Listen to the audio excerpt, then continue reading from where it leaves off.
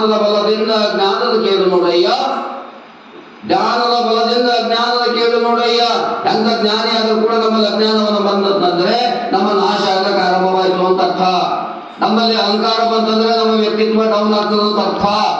ಅದಕ್ಕಾಗಿ ಬ್ರಹ್ಮನಾದರೇನು, ಅವನು ಜ್ಞಾನಿ ಆದರೇನು, ಆದ್ರೆ ಜೀವನದಲ್ಲಿ ತಪ್ಪು ಮಾಡಬಾರದು, ಜೀವನದಲ್ಲಿ ಅಜ್ಞಾನ ಕಡೆ ಹೋಗಬಾರದು ಎಂಬ ಸಂದೇಶವನ್ನ ಈ ಘಟನೆಯಲ್ಲಿ ನಾವು ಅರ್ಥವನ್ನು ಮಾಡ್ಕೊಳ್ತೇವೆ. ಆಮೇಲೆ ಇನ್ನೊಂದು ಘಟನೆಯನ್ನು ಅರ್ಥ ಮಾಡ್ಕೊಳ್ತೇವೆ, ಏನಂತಂದ್ರೆ ದೇವರನ್ನಾದವನು, ಶ್ರೇಷ್ಠನಾದವನು ಅವನಲ್ಲಿ ಏನಿರ್ಬೇಕು, ಶರಣ ಎಂಬ ಭಾವನೆ ಇರಬೇಕು, ತ್ಯಾಗ ಎಂಬ ಭಾವನೆ ಇರಬೇಕು. ಅದು ಸತ್ಯದ ಭಾವನೆ ಇದ್ದಾಗ ಮಾತ್ರ ಆಧ್ಯಾತ್ಮಿಕ ಪರಿಪೂರ್ಣ ಆಗಲು ಸಾಧ್ಯ ಆಗ್ತದೆ. ಈ ನಿಟ್ಟಿನಲ್ಲಿ ಅದ್ಭುತವಾದಂತಹ ಘಟನೆಗಳನ್ನು ಇವತ್ತು ನಾವು ನೋಡ್ತಾ ಇರ್ತೀವಿ. ಹಾಗಾಗಿ ಈ ಆಧ್ಯಾತ್ಮಿಕ ಕ್ಷೇತ್ರದಲ್ಲಿ ಏನಾಗ್ತದೆ ಅಂದ್ರೆ ನಮ್ಮಲ್ಲಿ ಏನಾಗ್ತದೆ, ನಾವು ಜ್ಞಾನಿ ಇದ್ದೇವೆ, ನಾವು ಶ್ರೀಮಂತರಿದ್ದೇವೆ, ನಾವು ಹಾಗಿದ್ದೇವೆ ಹೀಗಿದ್ದೇವೆ ಎಲ್ಲ ಹೋಗ್ಬೇಕಾದ್ರೆ ನಾನು ಎಂಬ ಅಹಂಕಾರ ಏನಿದೆ, ನಾ ಎಂಬ ಭಾವನೆ ಇದೆಯಲ್ಲ, ಆ ನಾ ಎಂಬುದನ್ನ ನಾಶ ಆಗಬೇಕಾದ್ರೆ ಆಧ್ಯಾತ್ಮಿಕ ಕ್ಷೇತ್ರ ಮಾತ್ರ, ಈ ದಿವ್ಯವಾದಂತಹ ಕ್ಷೇತ್ರ ಮಾತ್ರ ಆಧ್ಯಾತ್ಮಿಕದಲ್ಲಿ ಸಿಗ್ತದೆ. ಗುಡಿ ಮಂದಿರದಲ್ಲಿ ಸಿಗ್ತದೆ, ದೇವಸ್ಥಾನಗಳಲ್ಲಿ ಸಿಗ್ತದೆ, ಆಧ್ಯಾತ್ಮಿಕ ಗ್ರಂಥಗಳಲ್ಲಿ ಸಿಗ್ತದೆ. ಎಲ್ಲಿ ಕೇಳಿದುಕೊಂಡು ಹೋದ 10 ರೂಪಾಯಿ ಸಿಗಲ್ಲ, 10 ರೂಪಾಯಿ ಕೊಟ್ಟರೆ ಕೇಳಿದುಕೊಂಡ್ರೆ ಸಾಬೂನು ಸಿಗ್ತದೆ. ಆದರೆ ಸತ್ಯದ ವಿಚಾರವನ್ನ ಜ್ಞಾನ ಸಿಗಲ್ಲ.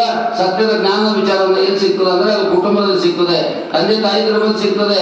ಆ ಕುಟುಂಬ ಸಂಸ್ಕಾರ ಹೆಂಗಿತ್ತು ಮುಂದ್ ಮಕ್ಕಳು ಬೆಳೀತದೆ. ಹಂಗ ಆಧ್ಯಾತ್ಮಿಕ ಕ್ಷೇತ್ರ ಅಂದ್ರೆ ಹೆಂಗಿದೆ, ಹೇಗೆ ನಾವು ಹಿರಿಯರನ್ನ ಜೀವನದಲ್ಲಿ ನಡೀತೀವೋ ಹಾಗೆ ಕಿರಿಯರು ಕೂಡ ನಡೆಯಕ್ಕೆ ಸಾಧ್ಯ ಆಗ್ತದೆ. ಶ್ರಾವಣ ಮಾಸದಲ್ಲಿ ಇಷ್ಟೇ ನಮ್ಮಲ್ಲಿ ಎಲ್ಲರುವಂತ ಇಡೀ 1 ವರ್ಷಗಳ ಕಾಲ ನಮ್ಮಲ್ಲಿರುವಂತ ತುಂಬಿರುವಂತ ಅಜ್ಞಾನವನ್ನ ಮತ್ತೆ ನಾವೇನ್ ಮಾಡ್ಬೇಕು, ಕಳೆದುಕೊಂಡು ಅಜ್ಞಾನವನ್ನ ಬಿಟ್ಟು ಮತ್ತೆ ಶ್ರಾವಣ ಮಾಸದಲ್ಲಿ ಏನ್ ಮಾಡ್ಬೇಕು, ಸತ್ಯವಾದ ಒಂದು ಜ್ಞಾನವನ್ನ ನಾವು ಮತ್ತೆ ಮೆಲುಕು ಹಾಕುವಂತ ಒಂದು ಚಿಂತನೆ ಮಾಡುವಂತ ಒಂದು ಮಾಸ ಯಾವುದು ಅಂದ್ರೆ ಅದು ವಿಶೇಷವಾಗಿ ಶ್ರಾವಣ ಮಾಸ ಇದೆ. ಶ್ರಾವಣ ಅಂದ್ರೆ ಅದೇ ಕೇಳೋದು. ಏನ್ ಕೇಳೋದು? ಪವಿತ್ರವಾದಂತ ವಿಚಾರ ಕೇಳೋದು, ಪವಿತ್ರವಾದಂತ ವಿಚಾರಗಳನ್ನ ಚಿಂತನೆ ಮಾಡೋದು ನಿಜವಾದಂತ ಶ್ರಾವಣ ಮಾಸದ ಒಂದು ಕಾರ್ಯಕ್ರಮ. ನಾವು ದಿನಾಲು ಬಂದ್ರೆ ಇಲ್ಲಿ ಹೊಳಂತ ಉದ್ದೇಶ ಇಷ್ಟೇ, ಏನಂದ್ರೆ ನಾನು ಶುದ್ಧನಾಗುತ್ತೇನೆ, ನಾನು ಇನ್ನೊಬ್ಬರ ಬಗ್ಗೆ ನಾನು ಒಂದು ಶಬ್ದ ಕೇಳಲು ಕೂಡ ನಮ್ಮ ಮುಟ್ಟಿಸೋದಂತಲೇ ನಮ್ಮ ನಿಜವಾದಂತ ಧರ್ಮ ಅಂತ ಭಾವಿಸ್ಕೊಂಡು ಇವತ್ತು ನಾವು ಪ್ರವಚನವನ್ನು ದಿನನಿತ್ಯ ಮಾಡ್ತೇವೆ. ಇಷ್ಟೇ ಬಹಳ ಜನರಿಗೆ ಅನ್ಸ್ಬೋದು ಪ್ರವಚನ ಮಾಡ್ತಾರೆ. ಪ್ರವಚನದ ಉದ್ದೇಶ ಇಷ್ಟೇ, ನಾನು ಶುದ್ಧ ಆಗ್ತಾ ಇದ್ದೇನೆ. ಯಾಕಂದ್ರೆ ಹನುಮಾನ್ ಮಂದಿರದಲ್ಲಿ ಪವನ ಪುತ್ರ ರಾಮ ಭಕ್ತ ಅಂಜಲಿ ಪುತ್ರ ಜಯ ಶ್ರೀರಾಮನ ಭಕ್ತ ಯಾರು ಹನುಮಂತನ ದಿವ್ಯವಾದಂತ ಈ ಭೂಮಿಯಲ್ಲಿ ಕೂತರೆ ನನ್ನ ಮನಸ್ಸು ಶುದ್ಧಾಗ್ತದೆ, ನನ್ನ ಪಾವನ ಆಗ್ತೇನೆ.